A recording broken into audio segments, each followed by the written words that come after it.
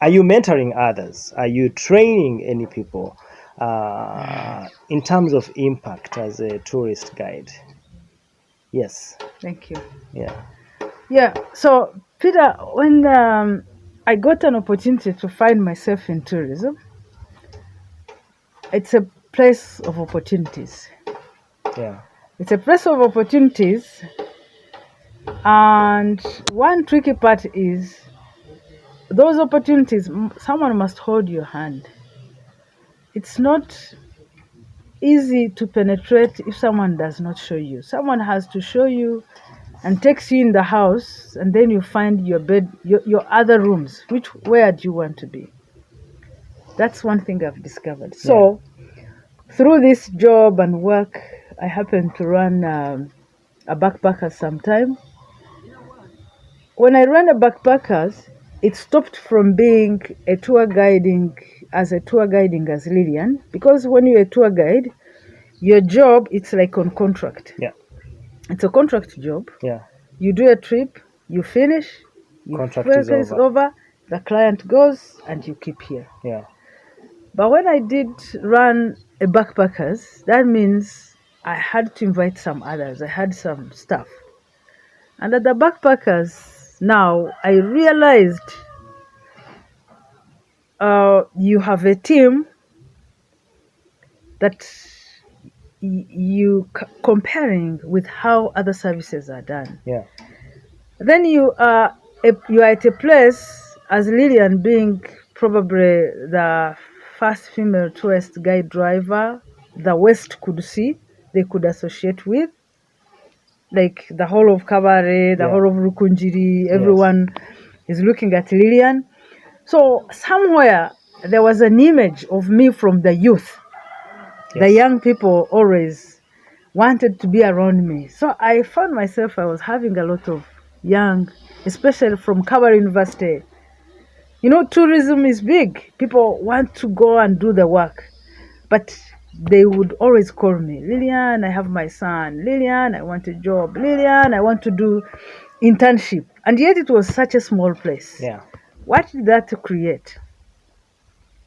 I am someone who looks for solutions for problems, for any challenges. Yeah. So the more they would ask me, they bring their interviews, they bring their request forms.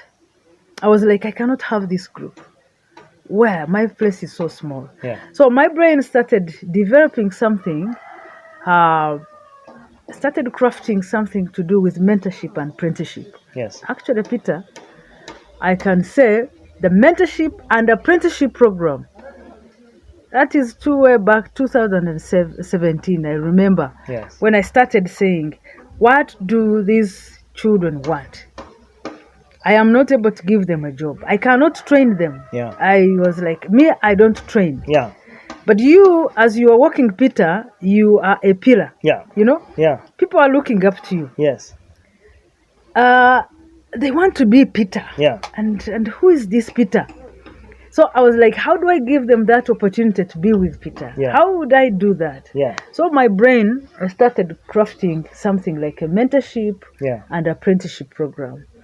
Way back, looking at how countries who develop skills do. Yeah. There is training, there is skilling, but there is something like mentorship and apprenticeship.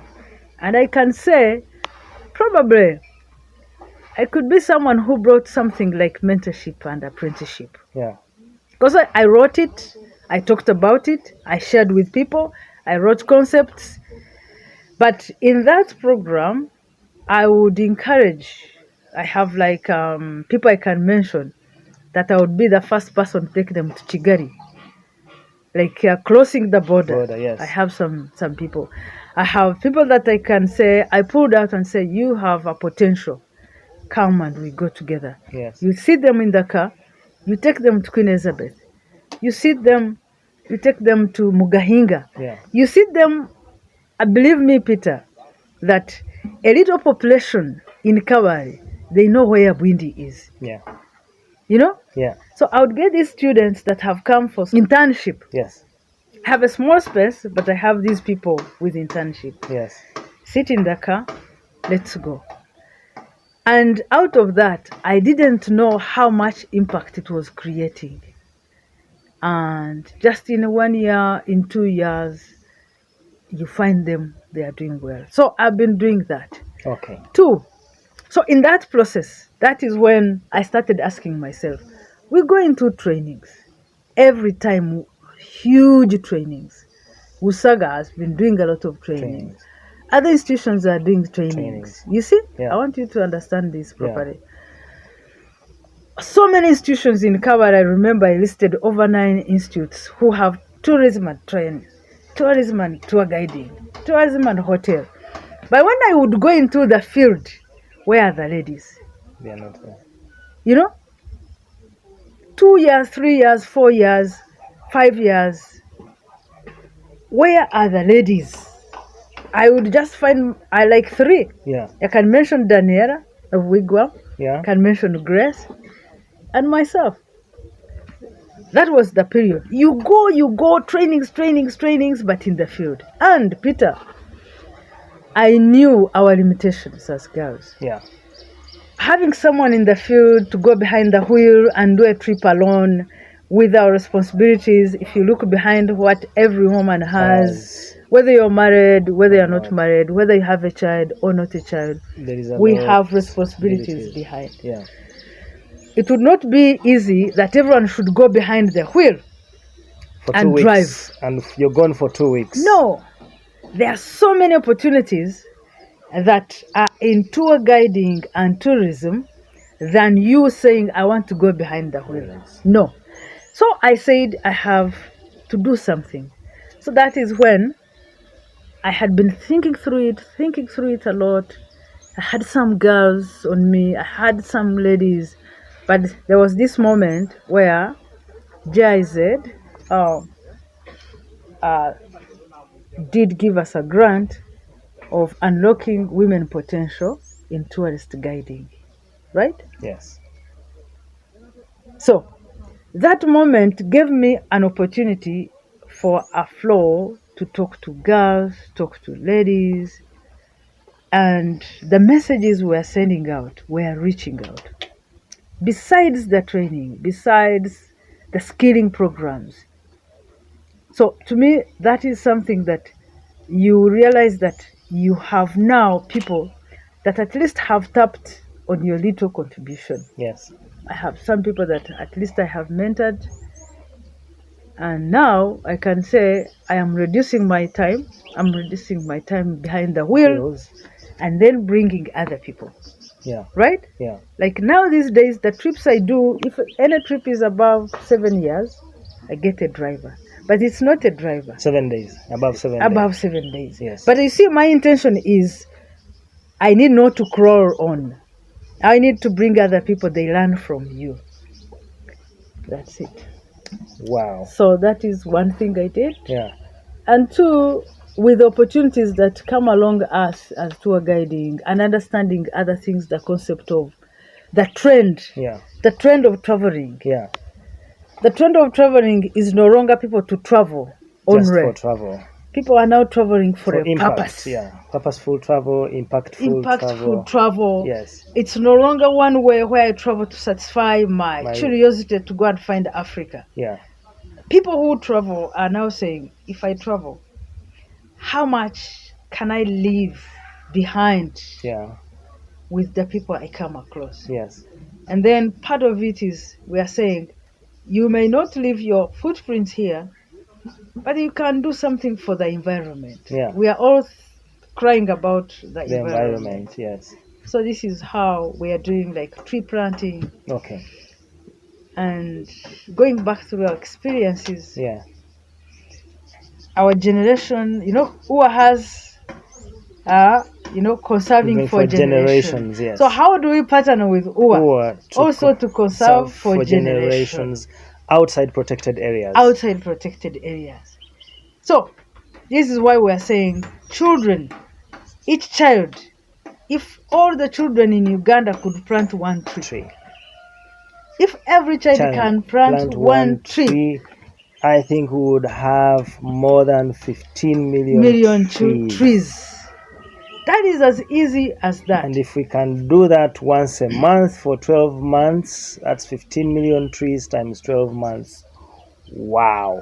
So that is why I find myself these days much contact with wildlife clubs of Uganda, which works with schools. Okay. So far, I've registered 5 schools.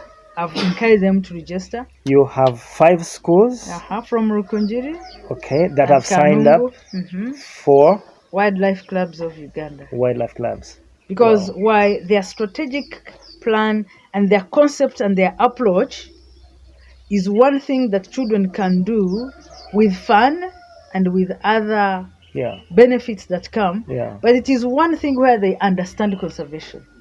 So I tag around myself around wildlife clubs of Uganda because they have the same mission and vision that goes with my life as Lilian. But of course, as a tourist guide, you cannot benefit from what you don't add on. Yeah. So as a tourist guide, we do benefit from nature. Yes. So what are we giving back To to nature. nature? And Yeah. you don't need to do it alone. Yeah. Tag yourself along the already established, Yeah. Yeah. groups. Yeah. Be part of them. For example, as a Rotarian, you do little, you contribute very little, but you are with other people who are doing. Yeah, the power of compounding. The power of compounding. Yes. Alone, you cannot do much. But so that's with why others, you can do a lot. you can do a lot. That's why I love to tag myself around people or groups that are doing something that I like. But I must make sure that can it benefit? It's not for today. Yeah. And another thing, as a tourist guide, as Uganda, we sell more wildlife and nature, right? Yes. Much as there is culture to be preserved, but we sell more nature and wildlife. Yes. And conservation is such a boring subject. Why? It's not a benefit for today. Whatever you start, you may not see it. So, okay. That is why I'm using the young children. The young children, they will love to be part of something because in their heads there is nothing like profit. Yeah. The children. Yeah. The child is happy to plant a tree and you tell him the value of a tree. And that's enough. Then the business part of cutting timber is going to come after 20 years. Yes. But as a child, he's doing it, and that is what we should do. Yeah. And of course, also as children, you still believe that there is a future ahead of you. So there is that sense of hope. So there is a motivation. Unlike some of my viewers who are 30 years and maybe something out there, when you tell them to plant a tree, they are thinking, how do I benefit from planting a tree? Really, we plant trees for the future. I would like you to share the story of your guests and the 15 shoes. And how that translates into 15 pairs of shoes. 15 pairs of shoes, yes. Peter, you're taking me back. And how that started, yeah. For me, you've shared this story with me, and I think it would be very helpful for someone out there who is thinking, understanding your environment. Right. But also I relate this to travel with purpose. Right. The trend that has changed today, that people are not just traveling for traveling. Yeah. We are purposeful. Travelers are purposeful. Right. Travelers are intentional, and they would celebrate impact that comes out of their journeys. Okay. Yeah, that's a story you shared with me. So Peter, thank you for that story. Yeah. Actually, it is at the core of the really inner part of my job as a tourist guide. Yeah. So somehow, 2015, our home got burnt in my village in Rukunjiri. Yes. And I happened to have been on a trip. Yes. So I was on a trip in Kisoro, heading to Mburo as usual. When I got the news that our home had got burnt, and of course it was not just a home, but it was a time when I had thought that with technology you don't need a physical presence by nature of my job. Yeah. So I had thought of shifting home. So literally, I had taken everything I own at home as my office. So when I was told, I reached my clients in Lake Mburo after they had gone to bed. Then I had to drive home at night. So going home, because everything had gone bad, I found that people in the village had brought food, had brought some clothes. One of my sons, Kevin, had a long t-shirt, no pant. Like, people in the village did not have anything, but they brought anything. So I had thought that I would find that there is nobody who has given them anything. But literally, I found they had food, they had a mattress, they had everything. And that very moment, I was like, oh, so there is some strength in the community. That the fear I had was of you thinking about you, but now it's disappeared. Because when I reached, the kids at home were like, hey, auntie, we thought you'd break down. But immediately when I came home, I found that people were comfortable. They had food. And then I was like, oh my, this community. Like, I gave myself a commitment which I didn't know where it came from. Yeah. But my heart was like, something I must do for this community. But when and how and what, I didn't know. Remember, that very moment, completely, zero. I was on zero. Zero. Yeah. But my heart was like, you must do something. Then I checked on them briefly. I left them with whatever little I could have left. Then I drove back to Mburo. By 5 a.m., I was ready for the game drive, last game drive. Then we end up in Entebbe. I didn't tell my clients.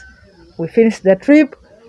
I drove back home. But something interesting, maybe, Peter, what you wanted me to talk about, was that after my mom said, oh, the church said, no, we must put a Sunday where we are going to fundraise for this family. As usual, in the church fundraising, people bring bananas, people bring pumpkin, eggs, chickens. Yes, but as I was standing there and seeing how much 100 shillings, 1,000, 500 shillings, people were giving everything they had. In my church, a church which had a primary school where I went to, Burumbugu, I was like, I commit myself to do something for this school.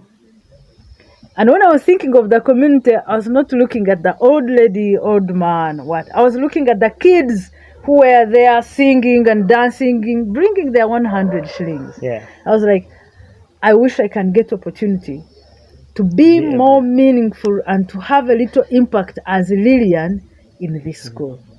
That was a thought. It died and finished there.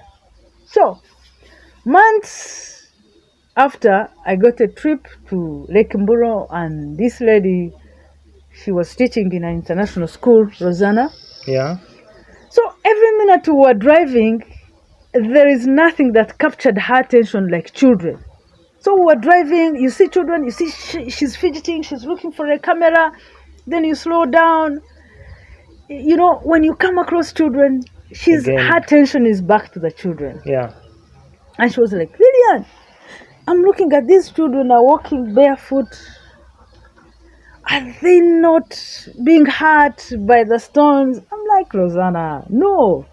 That's how I grew up. Me, I can assure you, I used to walk 4 kilometers, 8 kilometers to school with no shoes. So to these children, this is normal. Please relax. Enjoy your safari. Enjoy your safari. Don't care about these kids. But you know what? She said, Lilian, you know what? I have a friend in the States. When I was coming and I was telling her I was coming to Africa, she said, I have 15 pairs of shoes. But you see, every child has no shoes. Yeah. And these are only 15 pairs of shoes. And I said, no, Rosanna, relax. This one pair of shoe, when we were growing up in our home, it was a shoe for everyone. But even outside, people in the village would even borrow.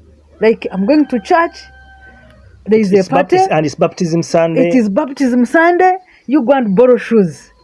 So I was like, relax. Even if there are only 14 pairs of shoes, they will create something. But not only that, there is something that comes along that. When you give, you don't know what you've planted. Yeah. You can plant a seed of someone giving. Yeah. You can plant a sign of love. Yeah.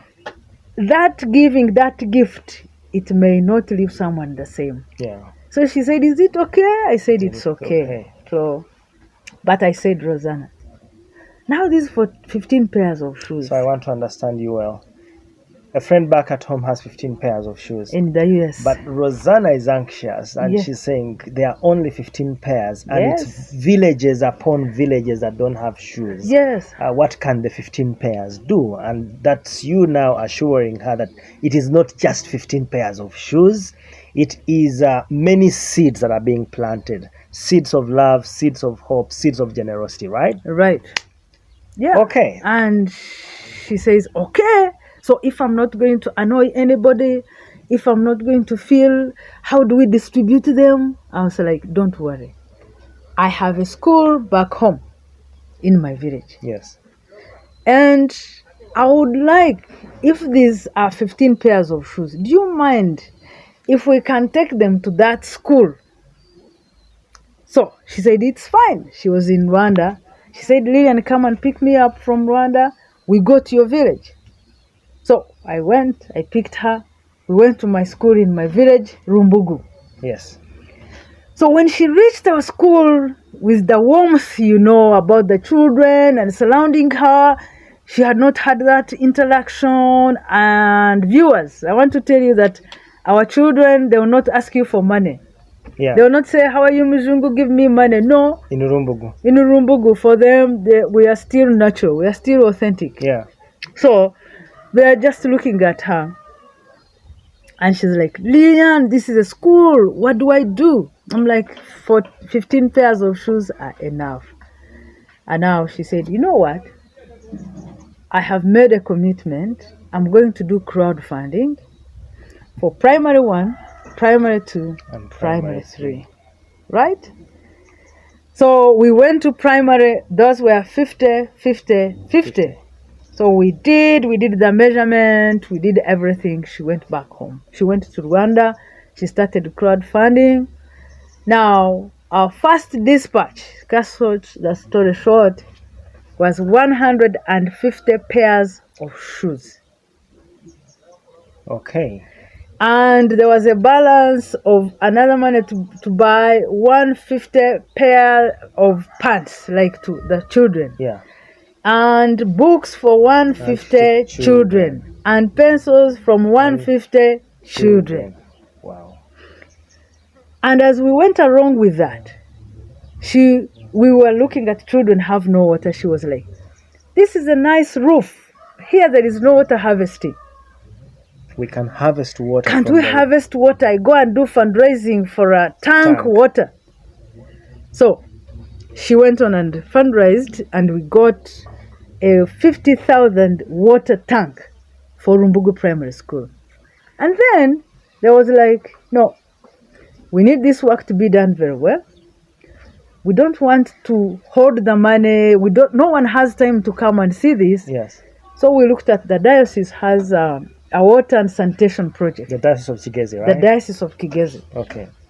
And we called them and said, you are the professionals, come and do the feasibility study, give us the quotation, do everything, and build us a water tank. Something interesting, Peter, you should know and should learn, do the little you can. You don't know what comes out of the little. So when they came, they were like, but we cannot give one tank. The church here needs a tank. And we were like, no, we have reached our limit of our fundraising. This is what we have. So the water and sanitation project, it's called Watson. Yes. So they went to their donors and people and they said, no, we have a school. It needs water, but we cannot give water only. They have no toilets. So it ended up giving us an extra tank Wow. and other toilets for boys and girls. Girls. So to me, that was a very interesting story, that outside what we thought we would do, there was a lot that happened. But also what I learned is that there are moments that bring the real you Yes. in light than what you think. Yeah. I was in mourning in thinking I've lost everything. Then how did I come to think of helping when actually I have nothing? But you see, when you get out of your way, there are so many opportunities that are out there. Wow. Yes. Yeah, sometimes I get dumbfounded hearing stories like yours, stories of impact and transformation, but also small things that change the world. Right. And again, with Rumbugu Primary School, I know you shared with me about how you started conceiving ideas of even taking this further, working with schools. And I think that's where the story begins. Oh, yeah. Thank you. So with that, so much interaction always, you are in front of these kids. You're looking at them. You're looking at your kind of job. Everyone is talking about tourism. Everybody is talking about conservation. There is global warming. And you're looking at these kids. In their small way, there is something they can do. You are looking at them that there is something they can do in their small way. So that is when I was thinking that, can these kids, as we're thinking of conservation for the future, how do we do the children also to be part of the conservation? You're not going to teach them about this complicated thing about waste management with like recycling. But there is what they can do. So an idea came, especially when we started talking about, conservation and birding. And I realized in our village, as my village and Rukunjiri, we have good climate. But we realized that most of the fruits come from the other side of Kanungu. And yet we are in the same thing. So I was like, what if these children, each child can grow a fruit tree? That fruit tree is in their own small way. They are greening, they are contributing, but there is this future of this child getting to know that I planted this mango. So it was also an idea how to do it. I didn't know. So one time I happened to be in Canada. So as we were on a table and having dinner and we were discussing with a friend, and Kerry asks me that, Lilian, tell me something about like conservation, because our conversation is about conservation. They have a different conservation, we have a different conservation. So I was like, you know what? Yes, conservation is very big topic. But each one of us has something to contribute, because we also have something we take from nature. Each one of us, you take something. But why do you always take and never gives back? And I was like, I want to begin with children. I want to see if each child can have a fruit tree. I was like, yeah, how? Then I discussed, we talked, and I was like, at least each child can plant a tree. They'll grow up looking at their tree. They'll be happy. We'll do fruits. We'll do everything. I was like, have a neighbor who usually collects rubbish. And there is a recycling center. It's like, tapped on her and said, I have a friend here from Uganda. Can we come and sort out the rubbish? And we get some money. She said, you come. In the morning, we all went with our gloves and overalls with friends. We were like over 9. He contacted other friends. We went, we sorted rubbish, non-composable, composables. What a Pile. huge. Yeah. In 3 hours, they measured and they gave me money equal to 2.8 million Ugandan shillings. Okay. And that is the money that I used to give each child of Rumbugu Primary School. A tree. A tree. A fruit tree. A fruit tree. Guava, jackfruit. Because it was a first project. Yeah. Guava, jackfruit, Mangoes? mango, Oranges. orange, Yeah. and the last one was the tree tomato. Yes. Tree tomato for a quick result. Yes. You don't tell a child to plant a tree for 3 years, 4 years. Yeah. But a tree tomato, 6 months, they're harvesting. Okay. It's a different story that we can talk about. But it brought a very big impact, and each child that would look after at least 3 trees would win a trip to Queen Elizabeth National Park. Why? Because it is the nearest national park. And everyone would love to go visit the national park. And guess what? On the World Tourism Day, open park, Yeah. 85 children. 85 They went into perfect bus and went to Ishasha. Wow. From Rumbugu. From Kameme Primary School. From Kameme Primary School. Because I think all these children need to experience so that they can know why we must conserve. Yeah. Tourism is number one. Peter, you know the ATM of the government? Yeah. ATMs. Yeah. Mm-hmm. It's agriculture. Tourism. Yeah. Tourism. Yeah. Minerals. Yeah. And services. Yes. That is where we are. So yes. Where we are getting money, this young generation must understand it. And of recent, as teachers and parents, you realize that the syllabus is now changing. Changing, yes. It has changed, definitely. The model has changed. Yeah. But it's about projects. Yes.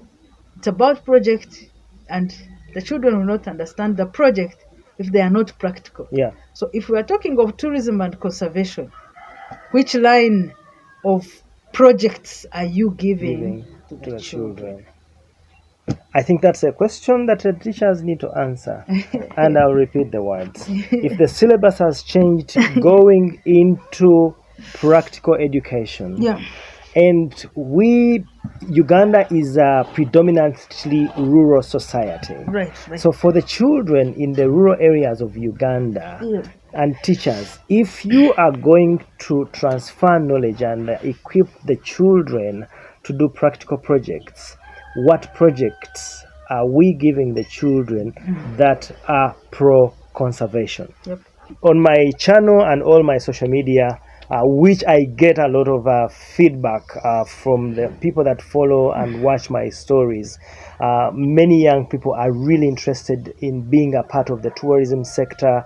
A few of them would like to come into guiding. And specifically for those who would like to join guiding, I would like you to give a few tips, a few hacks. One for the females who would love to join tourist guiding as an occupation, but also for general people out there who have no clue, but now we are talking tourism because of media. If they would like to join, what are the things that one needs to think about as a baseline? Thank you, Peter. Yeah. From experience and listening and following up the new trends of tourism for people traveling. Tourism and tour guiding is very wide. Yeah. But I would say everyone who wants to be part of tourism and tourist guiding, especially the ladies, embrace the new opportunities. You see, there are new opportunities in tour guiding. Yeah. Number one for ladies, I can tell ladies, we are good at languages. Yeah. Ladies are good at languages. Quick learning. You use two brains. Yeah, you use two brains. I don't know the brain. The left brain and the right brain. Yes. You use yours operating at the same time. Yes. Yeah. So I really, really, really call upon especially girls and the young people, number one, learn new languages. Yeah. Learn Spanish, learn German, learn Italian. Chinese, when you look at the world population, we all know it. Yeah. It's one language that has not been penetrated in. Yeah. Japanese, Yeah. Russian. Recently, someone was asking, Lilian, do you know someone who can be Translate. a Turkish? Turkish translate. I don't think they even got.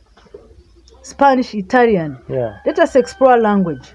But you know, it's now possible with Your mobile. everything is here. The world has moved.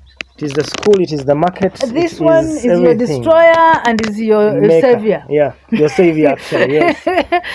Girls, if you can substitute your time on unnecessary things and then you get to learn new languages, that's number one.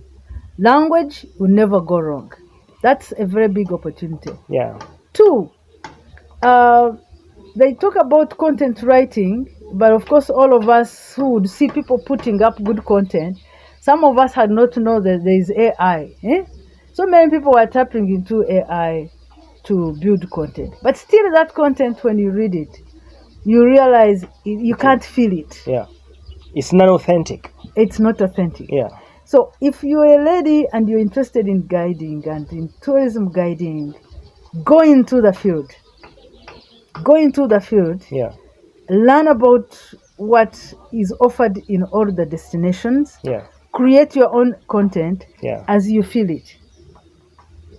These offices, so many offices are looking for people who can be like tour consultants. Those are some of the jobs which you may not go away from your family. Remember, you have to put that at your background.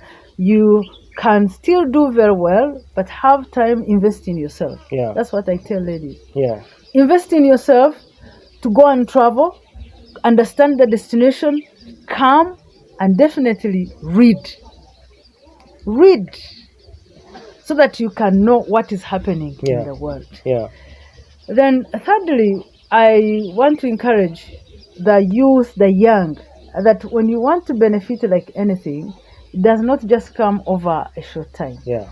You have to create time, you have to be patient. This is what they usually tell us. Yeah. Do not think you're going to go into tourism, then after 2 years, someone is going to give you a tour. No. No one is going to risk a client to give to someone who has just been in the tour. Yeah. Invest in yourself. Go where tourism language is. Yes. Okay? I hear Go yes. where it is. World Tourism Day. Go there. Where there is an activity, farm trips, go there. Let your company be the company of tourism. Yeah. That is if you really intend to be into tour guiding. Yeah. And of course, maybe another one is that you as an individual always be focused. Know what you want. Yeah. You know what you want and say, me, I'm for tourism. Because there will always be having many things coming your way. You are here, this one will come. But stick there. Stick there. I am not an expert, but I'm someone who has seen the benefits of tourism. Yes. And I know if you stick there and you keep focused, there is nothing that can stop you. Now, you know, when they are talking about tourism opportunities, we have birding, we have what? But understand, by venturing into the field, and finally, Peter, you cannot be a good tourist guide if you cannot be a tourist. Yeah. Okay? Yeah. Be a tourist and you feel like you are a tourist and you know what a tourist wants. Right? Because you are on experience. For you, because Peter, you are born in Uganda, in Bwindi, you think everybody knows Bwindi. And for you, you forget completely. But this person is coming into a new world. He doesn't know. Yeah. But you travel to an area which you don't know. And you know what it means to travel into things you don't know. Yes. So I would say those are some of the major things that we need to do. Yeah. And then other things can come along. Wow. Thank you, Lilian. Finally, Yes. I can say have mentors. Have someone you can call. We are in groups, fine. Those are part of our tourism family. But at least also get someone that you can call, a mentor that can also guide you. People who have been in the field for a long time. Because I've benefited a lot from mentors Yeah. like Harriet, Yeah. just a conversation with them, you can't fail to tap on something good. Wow. Thank you. Thank you, Lilian, for those hacks. Friends out there, you have heard from the lady who has walked only a few kilometers into this journey. She still has a long journey ahead of her, but she is sharing a few hacks from her personal experience. Lilian, you have gone places, I know. Which countries have you visited, and which of those countries is most memorable for you? Wow. Yeah. Thank you, Peter, for that Yes. question. Yes. Well, okay. I have been to Congo, Okay. like 1 kilometer inside. Okay. When I was proceeding, my heart said, "Come back." I did only 200 meters. I was like, I don't want to be recorded. So you are a hero if you did a kilometer. I've been to Congo twice, but I've only done 200 meters into Congo. Yes. Okay, you've been to Congo. I've been to Congo. You mentioned Rwanda already. I've been to Rwanda. Yes. Of course, Kenya. Yes. Tanzania. Okay. South Africa. Okay, that's 5. Netherlands. The Netherlands, yes. And Canada. And Canada. You have been to 7 countries. Yes. Which? And okay. Canada. Yes. Stands out. Okay. Only for one thing. Yes. Only for one thing, that it is the very place where something sparked in my brain of a mentorship and apprenticeship program. Why? We were in a restaurant that serves over probably 30 community there. There was only one lady serving, and probably 2 people behind, I don't know. But that lady was taking orders systematically, rightly. And I was like, this looks like not a human being. Like a robot, eh? Like a robot. It's like a machine, yes? It was like a machine. And just because I had been running a backpackers, yes, I was like, what's wrong with our people? What's wrong with me? I have these young boys. We have the same energy. We have the same thing. I remember very well that very moment. Is like, no. You see, there has to be something, a shift in the mind, only. That was something that happened to my mind. It was like, these guys are human beings like any other person, but our minds are crafted very well, but we don't have this where we can be aligned. So as I was really thinking about mentorship and apprenticeship, I was thinking on, how do you see someone doing it? I was like, you can't train someone. You can't tell someone to go and do this. Yeah. Someone must see it. Yeah. Yeah. You see? Yeah, for the mind to unlock, you need to see it. The mind must unlock. Listen. Yes. My mentor always told me that the greatest lessons in life are not taught. Right. They are caught. And you're talking about you have to see it for you to catch it very well. Yeah. Go on. So it is the same thing that still runs in my life, that mentorship and apprenticeship goes with seeing. And you know, Peter, I have to say this probably. The government of Uganda has done that through the Ministry of Tourism. They are doing it at HTTI, at Uganda Hotel and Tourism Institute. Yes. As we speak right now, that there is this program, I don't know how it's run, but there is this program where the trainees, it's a small package, but I am sure these people who have come through it, yes, they are going to be better than how we have been doing it before, because they are pressing and attaching these young boys and these young girls into really practical part. Wow. So that is my memorable trip, Wow. and I think it is still working. Friends, travel works, as you have heard Lilian. If she had not had the opportunity and taken it to visit Canada, we wouldn't have got what we are getting from her.